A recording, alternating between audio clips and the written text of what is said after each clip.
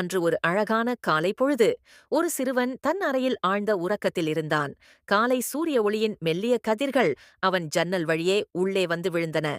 அப்போது அவன் அம்மா அறைக்குள் வந்து, "காலை வணக்கம் மகனே, சீக்கிரம் எழுந்திரு, பள்ளிக்கு நேரமாகிறது" என்று அன்போடு எழுப்பினார். அந்தச் சிறுவனும் உற்சாகமாக எழுந்து தயாராகி தன் பள்ளிக்குச் சென்றான். பள்ளியில் வகுப்பறை பரபரப்பாக இருந்தது.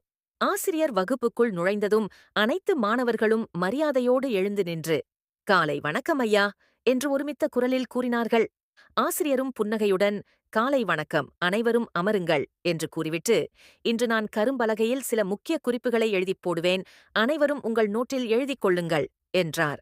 ஆசிரியர் எழுதத் தொடங்கியதும் அந்தச் சிறுவன் எழுதத் தயாரானான்.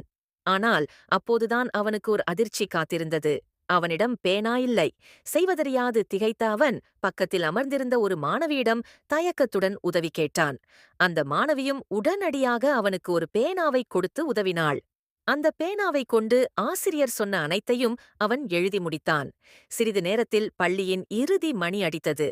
டங் டங் என்ற சத்தம் கேட்டதும் மாணவர்கள் அனைவரும் மகிழ்ச்சியுடன் புத்தகங்களை மூடி வைத்தார்கள். அந்தச் சிறுவனும் மாணவியிடம் பேனாவை திரும்பக் கொடுத்துவிட்டு தன் பையை மாட்டிக்கொண்டு மகிழ்ச்சியாக வீட்டை நோக்கி நடக்கத் தொடங்கினான்.